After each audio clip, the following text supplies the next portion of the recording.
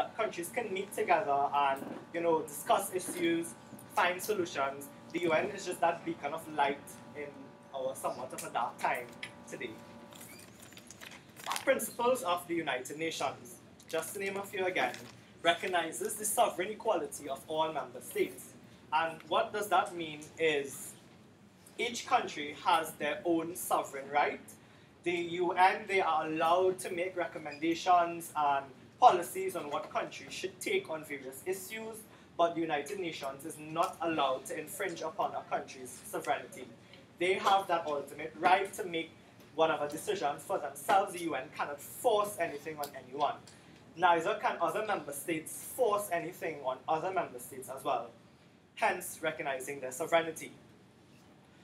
Another principle of the United Nations is to settle international disputes peacefully without endangering international peace, security, and justice. I guess that is self-explanatory. I mentioned that already. Refrain from threat or use of force against any nation state. Now, being delegates of the United Nations, it is in your best interest to be diplomatic. We do not launch war on other countries, we do not insult other countries, and we do not do anything to make other countries feel insulted or a threat is being used against them. So I would like to add something to that point. Something that he pointed out, especially that declaring war. We kid you not, anybody, so help us Christ, stands up and declares war on another nation in the debate, you will be drafted. I said, no, we're not even kidding. So, someone of us will no. So, we're going to do this now. You all repeat after me. We will not declare war at Mune. Okay. So yes,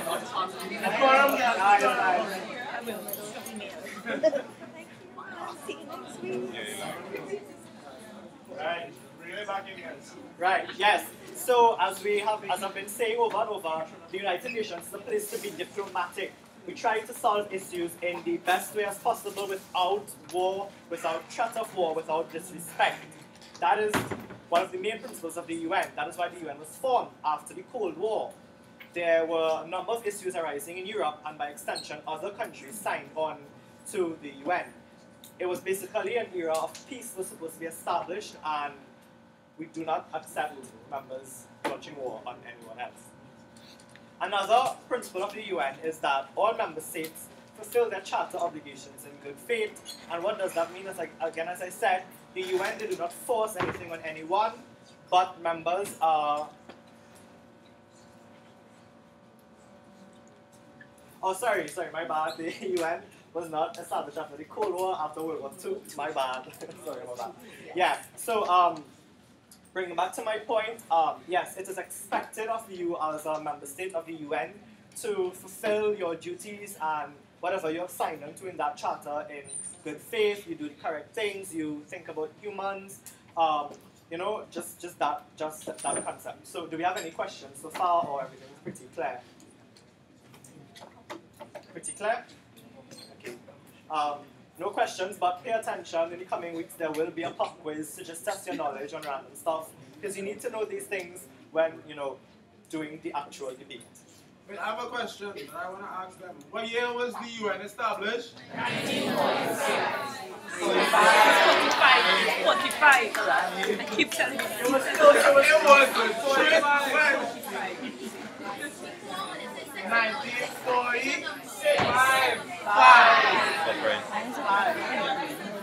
Internet maybe too slow. It took a year to go. 1945, I can go back to the slide. Okay, so other than numbers... Yeah, it'll go through once it's ready.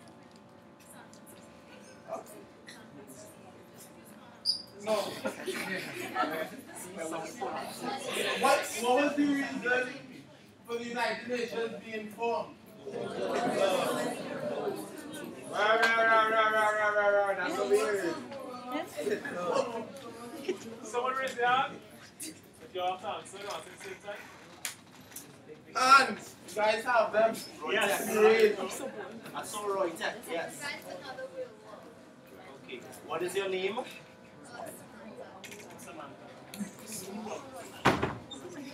Okay.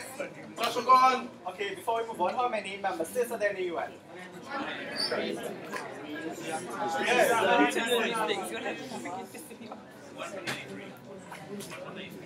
Pardon? Yes. When answering a question, stand and project your voice. Everybody is going to benefit from it, okay? Are you guys hearing me thus far? Do I need to be louder or I'm clear? Good? Okay. So now we're moving on to the Sustainable Development Goals of the United Nations. Remember earlier on Lara was telling you all that it was under a previous name. What was how many countries was it again? Sorry. 193. 193. Yes. Okay. Okay, yeah, so as Lara was telling you all earlier, the Sustainable Development Goals, they were under a different name at the time, but we are in a new era now, so some of these goals have been modified and changed and ratified and, just to fit current times. So, the Sustainable Development Goals of the United Nations. The Division of Sustainable Development Goals, DSD, seeks to provide leadership and catalyze action in promoting and coordinating implementation of internationally agreed development goals. So when we think of these goals, we think of it on an international basis. When we say world hunger, we think about it affecting Africa, India, just across the world on the whole. So these goals were implemented or suggested by member states who had various issues with these things in their own countries. And, they take it upon themselves to spread that out to other countries, who may be having that same issue. Good? So the heads of state and government in September 2015 adopted the 2030 Agenda for Sustainable Development. The 2030 Agenda is a new plan of action for people, planet, and prosperity with 17 sustainable development goals. So in the next slide, we're going to see what are some of these sustainable goals are. So the first one being no poverty, the second being zero hunger, the third being good health and well-being, the fourth being quality education, the fifth, gender equality, 6, clean water and sanitation, number 7, affordable and clean energy, number 8, decent work and economic growth, number 9, industry innovation and infrastructure, number 10, reduce inequalities, number 11, sustainable cities and communities, number 12, responsible consumption and production, number 13, climate action, number 14, life below water, number 15, life on land, number 16, peace, justice, and strong institutions, and number 17, partnership for the goals. Wait, I have a question actually.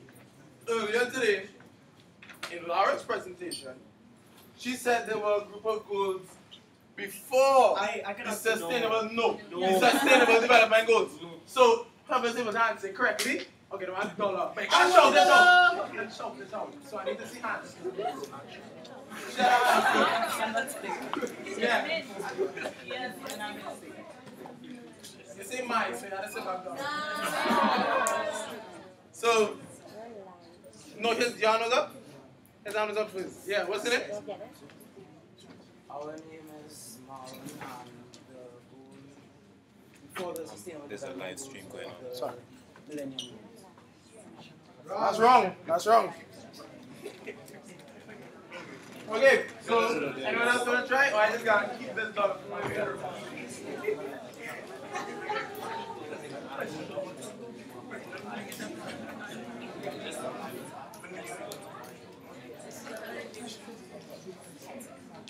Okay, so it's sad, but I guess I have to keep my dollar.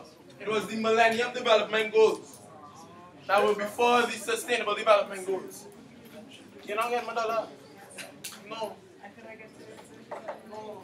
Okay, so you should probably write that down. The Millennium Development Goals were before the Sustainable Development Goals. Remember, the Sustainable Development Goals were ratified and changed and adjusted to suit our era. Now, I have a question. Looking at the 17 Sustainable Development Goals, seeing that our topic this year is human trafficking, which one of these blocks do you think that issue falls under? 16, 10 and 5. Peace, justice, and strong institutions. I can see it being there, but not quite. We're having trouble seeing. Yes, that's it. Hold on. Take off the lights, please. It's on the outside. Like, It was still good. You all can see better than now? That's better. yeah. Okay. Put the lens in the picture. I know it's technology.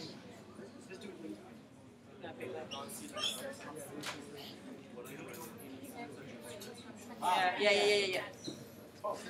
Look at that. It's better.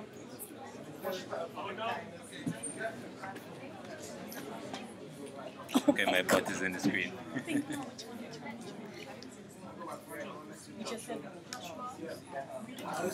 Okay, I'll read them back out again. So we have no poverty, zero hunger, quality education, gender inequality. Okay, fine, I'll go slower. So no poverty, zero hunger, good health and well-being, quality education, gender equality, clean water and sanitation, affordable and clean energy, decent work and economic growth, industry innovation and infrastructure, reduced inequalities, sustainable cities and communities, responsible consumption and production, climate action, life below water, life on land, and peace, justice, and strong institutions. And number 17, partnerships and goals. Yes. Time up. Number 8, decent work and economic growth. Now, one issue doesn't necessarily have to belong to one particular block. It can belong to another block as well. Okay, so partnerships for goals, yes, it can be there as well, because human trafficking is an issue not just affecting Trinidad, but it's affecting many other countries of the world.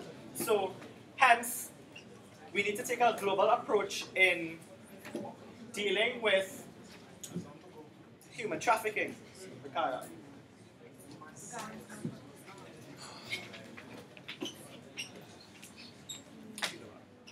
Yeah, so any other block we had number 16, which was correct, and then we had number 17. Anywhere else do we think that it can be added in?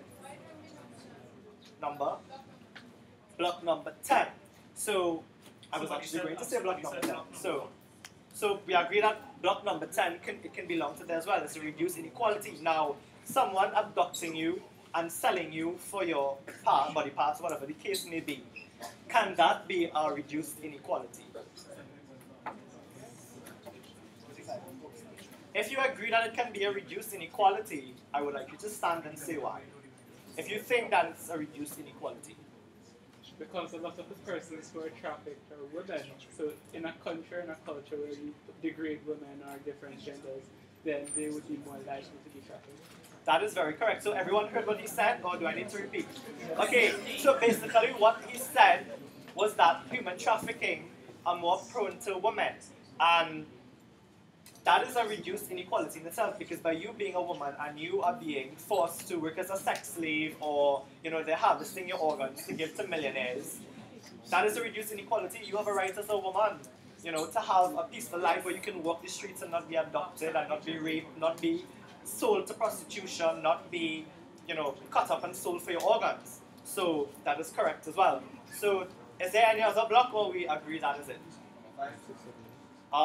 Gender inequality. Well, gender inequality is more based on leveling the playing field between men and women, but it can be there as well. So now I want you all to see that each one of these blocks, they are not an island on its own. You see there's interlapping of issues in each single block. So as opposed to women's rights, you see there's gender inequality, reduced inequality, peace, security, and justice, partnerships with goals. So don't look at human trafficking as just one aspect. It can be, in each different block as well. So don't take issues lightly and say, okay, here what? This is just that, and that is what it is. You cannot say that. You have to find little links between the points that you're arguing and show, okay, how is human trafficking affecting women? How is it affecting men? How is it affecting children? You know, how is it affecting communities? How is it affecting youth? How is it affecting us as a whole? Okay, so everyone clear with that? We can move on. So now we're getting to what is Model United Nations. So Model United Nations, also known as Model UN or MUN, is an educational simulation and or academic activity in which students can learn about diplomacy, international relations, and the United Nations. It should be as close to the format of the real event.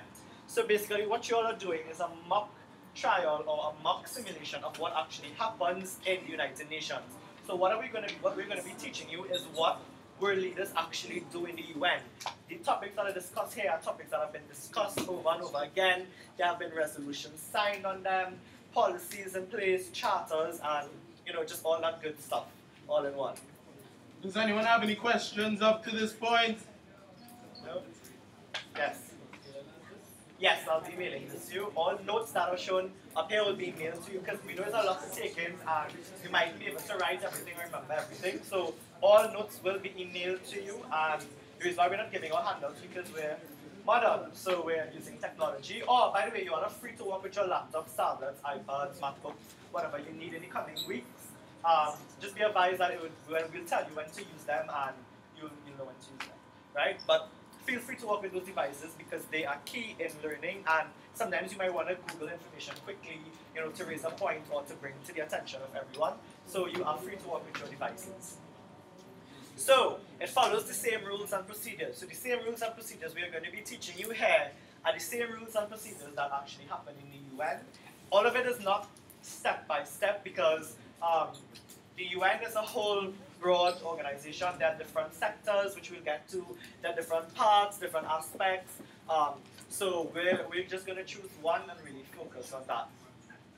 It's based on one of the contemporary issues of the organization's agenda. So apart from the Sustainable Development Goals that we just saw, the UN, they have a number of issues that they discussed. Last year, the topic for Model United Nations was LGBTI rights. This year, it's human trafficking. The year before that, it was on disabilities. So each year, there's a new topic to debate on, and these are all real issues that the UN contemplates on and set policies in place. And reflect the genuine opinion of member states and not the student individuals. So this is an important point. When you select your countries, you are no longer Joshua, you're no longer Marcus, you're no longer Rakaya, you're no longer Destiny. You are the country that you represent. So if you're France, then your opinion doesn't matter. It's what France does. If France has laws on human trafficking, you cannot stand up in the debate and say France do not have laws for human trafficking. You will be cornered by other member states who do their research well, because that is the point of debating, calling out different aspects. It's not only like the objective things about the country that you're representing, also the opinions of them. So if France has laws on it and their laws do not address a certain aspect of human trafficking, you can't take the stance that you address that aspect of human trafficking, because you don't, right? So that has to do with that as well. Your opinions are what your country thinks. So if you get USA, how to represent Donald Trump, things like that, right? So another example, if you have an issue with LGBT, if you have a personal issue with LGBT, and you're debating that should be your opinion. It should be the opinion of the country. So France for LGBT, you represent LGBT to the death of you. You don't have to support it personally, but that is the country you are assigned, and you support the death of it. To be factually correct and just correct in all aspects, because you don't want another member state standing up and calling you out for saying, well, France doesn't have laws for LGBTI and they do. You're gonna look stupid. Okay? So that is another major point. Information has to be accurate. There are websites I'm going to give you for you to discuss and to get information. Our rapporteur here, he is a knowledgeable person on all aspects of human trafficking. He knows your country's stance, he knows what your countries are doing. So any information you have extra, you ask the rapporteur. He has all that information that you need, and anything extra he'll be able to give you. So please do make use of him. That is what he's there for. So the principal organs. So remember, I was telling you there are different parts of the UN earlier on. So we're here now. So there are 6 principal organs of the United Nations. We have the Security Council, we have the Economic and Social Council, we have the Trusteeship Council, the International Court of Justice, the Secretariat, and the General Assembly. We will be focused on the General Assembly and all the rules and procedures associated with the General Assembly, everything that goes on in the General Assembly. Now, I want you to tell me, so we know the General Assembly, they discuss all the issues affecting the rule and whatever. I want you to tell me which of these 6 principal organs that you think human rights, human trafficking falls under. If I've answered correct, again, with agreement.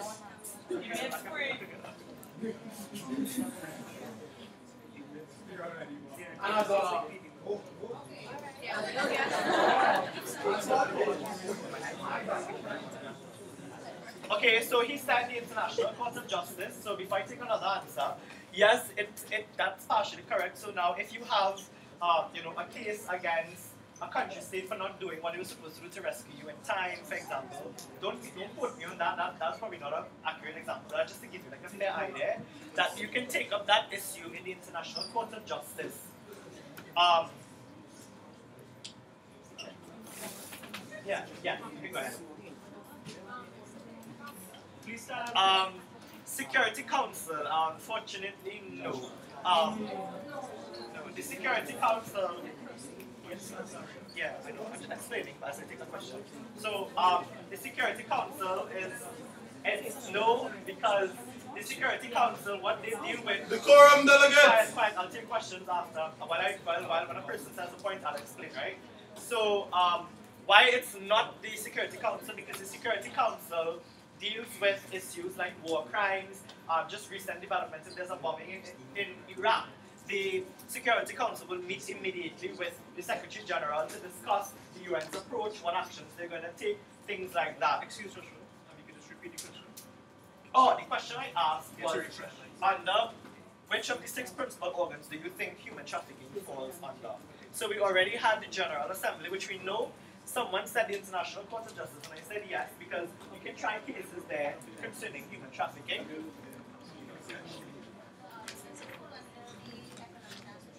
Right, correct. So it does fall under the Economic and Social Council. And anybody knows why? Everybody knows why? Before I explain? Yes. You must have been ashamed of it for a while. Right, correct. Very, very correct. Who got that correct? You had a question. Anybody question? Yes. Go ahead. Any other questions before I explain? Or anybody have any questions to ask or want to answer anything else? No?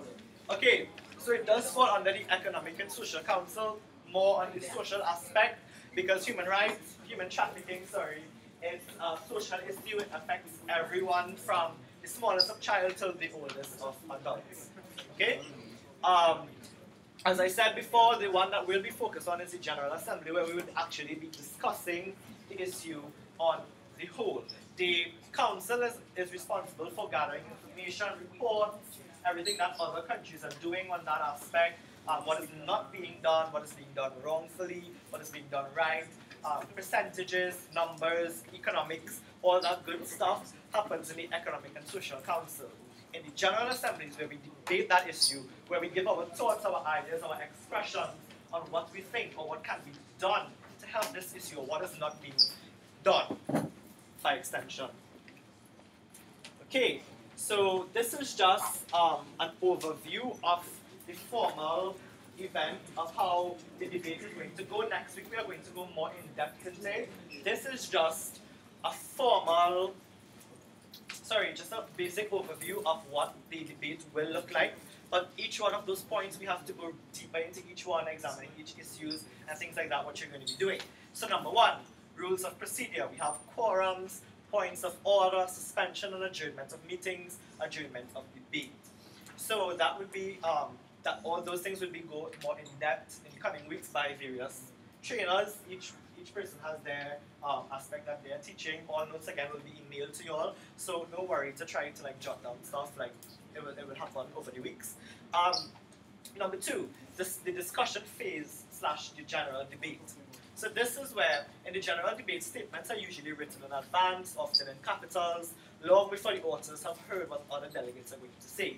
So basically, this is where you're coming prepared to debate on the issue. You have all your speeches in advance, your statements, everything else before you. So when you come on the day, you know exactly what to do and what you're going to say. The third part of it is the action phase and making decisions. And that involves the drafting, sponsoring, co-sponsoring of draft resolutions, negotiations, consultations, consensus, and acceptance of the resolution. This is the part where we'll give you all a resolution that was signed on by the UN.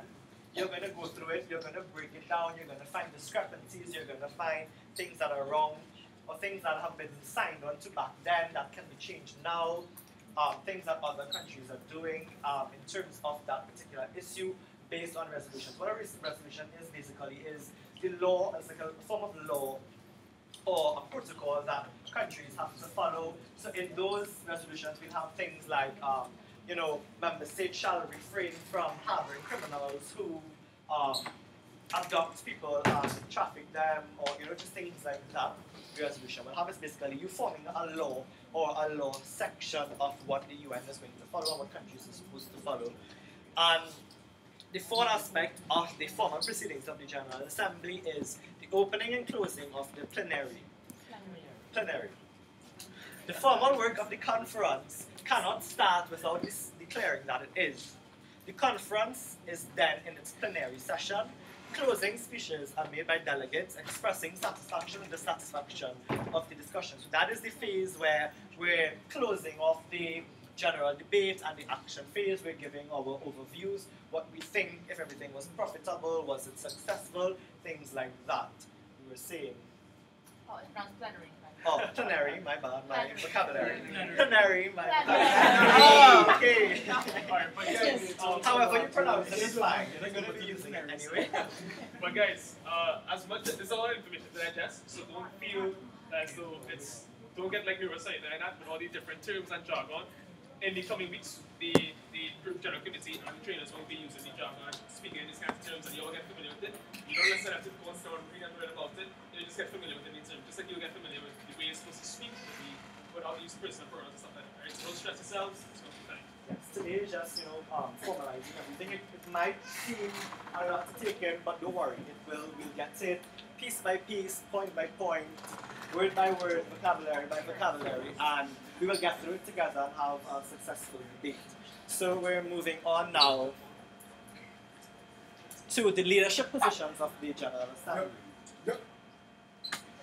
Now, we have, so everyone on the head table already introduced themselves to you all, and you all basically know who is who. So now this is just a little explanation, in a formal way of what each member does on the General Committee.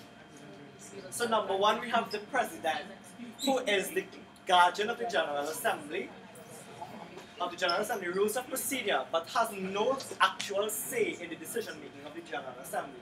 So whatever you guys come to, whatever conclusions you draw, whatever policies you agree on, the President has no formal say in whether they are correct or wrong. He's just there to oversee the entire debate, make sure the process goes smoothly as possible, and Nobody declares war? yeah, nobody declaring war, make sure nobody declares war, things like that, right?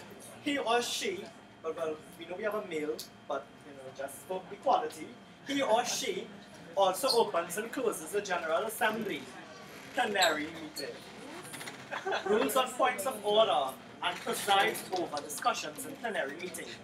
Now, currently, the President of the UN is Miroslav Lajka.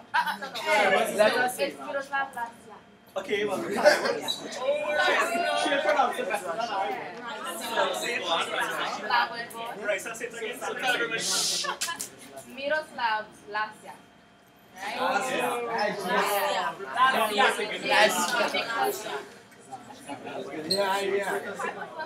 Okay, so as Mr. Miroslav said, I do believe we can do more to bring the UN closer to the world's citizens.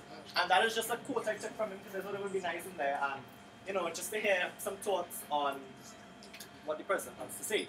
Now we have the Secretary General. The Secretary General is the head of the Secretariat and the ultimate international civil servant. He is the main advocate of the organization, so he is mostly the public face of the United Nations. He stands for everything the UN represents. He's just the representative that they chose as the whole to represent the United Nations. He's the official spokesperson and representative of the UN Secretariat at global political events. So if there's a summit happening in, let's just say, Germany, and the UN has to send a representative, it will most likely be the Secretary General, because as I said, he's the face of the organization and the spokesperson. He takes the lead in global campaigns to raise awareness and support for the organization's agenda. So he leads global campaigns. Let's just say we want to have a World Health Day based on AIDS. The Secretary General, he is the lead person in that. He would help with coordination, things like that, ensuring that the event goes well.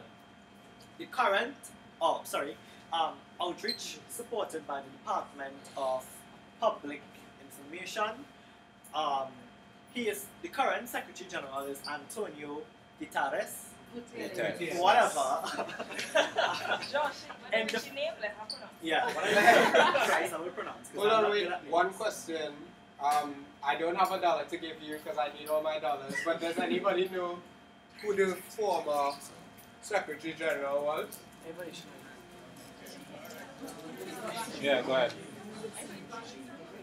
Anybody? Yeah. Right in front of you. Anybody? There's the Any Trinidadians? Okay, quiet guys, quiet. Yeah. Stand and say. Okay, so as I said, the former Secretary General was Mr. Ban Ki-moon, and he was a real diplomat, and he was one of the best Secretary Generals that the UN has seen thus far. Next. Yeah. Okay, so we have the Vice Presidents. The Vice Presidents are elected from each region. The Vice Presidents replace the President of the General Assembly when he's absent. Also, they represent the region where they are selected from, basically giving each region a seat at the table. They also act as a speaker of their respective regions. Hence, if countries would like to get the attention of the General Committee, they would have to do so via their Vice President. So any issues you have, you bring to your Vice President. If you find that you're waving your placard and the General Committee is not paying attention to any of a burning point, you send a note to your Vice President and they'll get it to the President. And, stuff like that. They have your best interest at heart on the head table. One more thing, when it comes to note passing, make sure it's relative to what was being discussed in the assembly. Don't sign notes asking to go to the bathroom or anything. You can get them and use the bathroom, but if it's something concerning the topic and what's being discussed, then pass notes. That's because during the debates, you're not asking lots of cross-talk and stuff like that. You have to respect every other delegation. So you pass notes if you want to get the attention of somebody. So yeah. And the language that you use in the notes is important because the trainers do read the notes. So keep it PG, keep it friendly. Exactly. And don't bad talk anybody. Exactly, right? So, one more thing, I don't know if anybody said it for the morning or for the day as yet. The same applies here in terms of the bathroom. This is not a classroom, so if you need to go to the bathroom, you don't need to put your hand or say anything, just go. We don't know.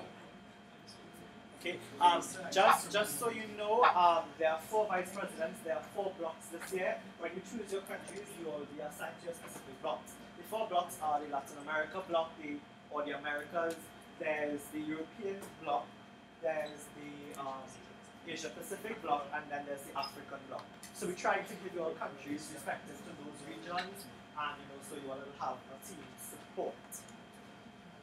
Now we have the chair of the assembly. He declares the opening and closing of the meetings of the committee. In these meetings, he directs the discussions, makes sure that the rules are observed, accords the right to speak, put forward questions, and announces decisions. So now on the day of the actual debate, you will have your general debate. Then you will be given some time to meet together as a block with your vice president, and the chair will be coming to each block. He'll get your thoughts, your opinions, make sure you are following the right procedures, making sure you do the correct things before you actually start the debate on the resolution. Okay, now we're on the last slide, so you all can relax. The last role is the rapporteur. Although report writing is left to the Secretariat, the Rapporteur takes responsibility for reviewing the report on the committee's work drafted by the Secretary at the end of each session of the General Assembly and presenting it at the closing of the plenary meeting. The Rapporteur will also make a speech at the beginning of the debate because he, as I said, he's responsible for gathering and collecting information. He will know things that have been done, or things that the UN have done, things that have been done, policies that have been signed, treaties, charters, everything that has been done so far, what is going to happen. He will also give that speech to update you on the beginning of the debate. He is a skilled professional in this area of expertise, so this is not someone the UN just handpicks.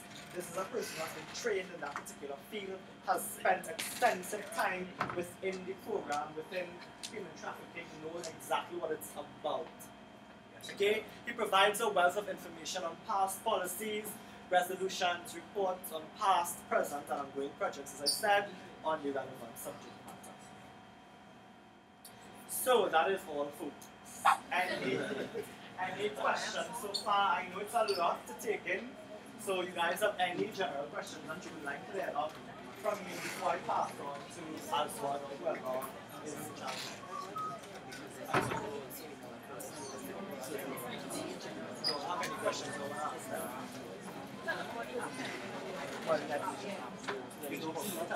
Guys, there's a United Nations app on the App Store, so that will be very useful. I downloaded it just now. You don't have to pay for it, it's free, and it gives you another sort of information as well. Yeah. Marcus, do you have any questions for them?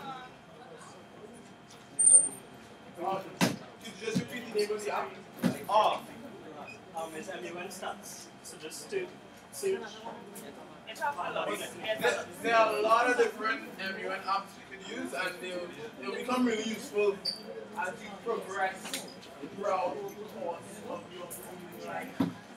I have a question, and the winner gets the dollar privilege. So, the question is, how many sustainable development goals are there? Yeah, but everybody. Someone can name 5? Anyone can name 5? Somebody can name 5. They can.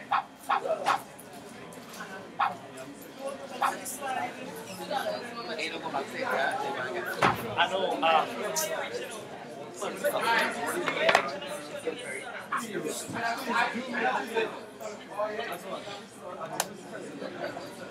Somebody else choose. I want.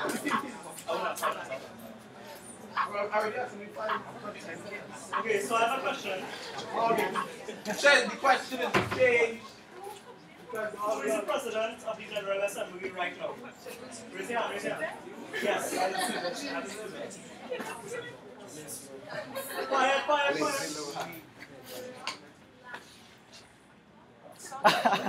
Close. Anybody else? Close, but not quite. Yeah. What? Miroslav, what?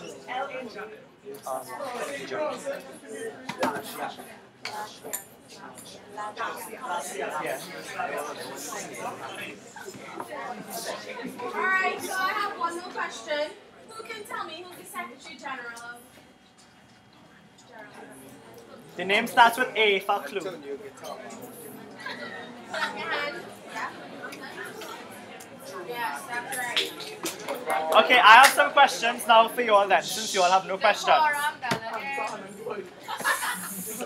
I want 4 different people to stand and give me the 4 pillars of the UN. And I choose it 1, 2, 1.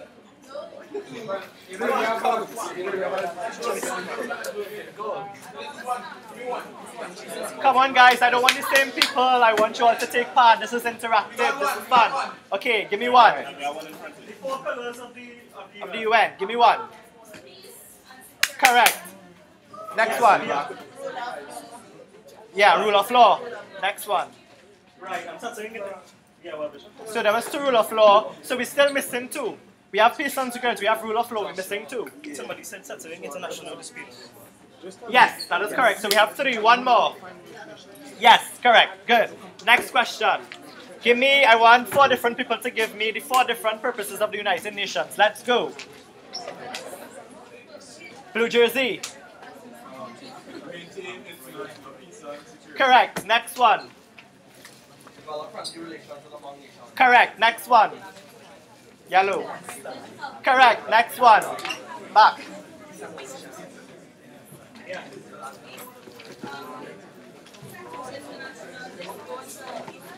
Nope.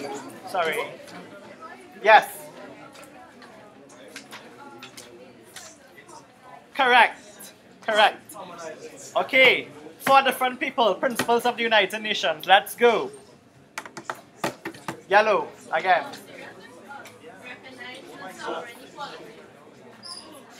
Correct. Correct. Next one.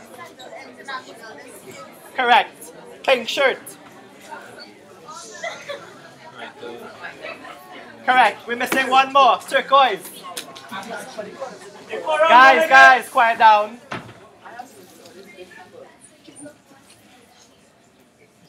No, not. We're missing one. So far we had recognizing sovereignty, we had settled international disputes, we had refrain from threat. So the last one. Yeah, we're missing one more. Nope, we had that already. Okay, so I guess you all don't know, so that was fulfill their charter obligations in good faith. You said that? Oh, I didn't hear you, sorry, good job. Okay, let's go. I want the Sustainable Development Goals. Yeah, you. Any amount you guys can give me or you can remember. Let's go. 17. So no hunger, no poverty, life on land, life underwater, wow. Climate change.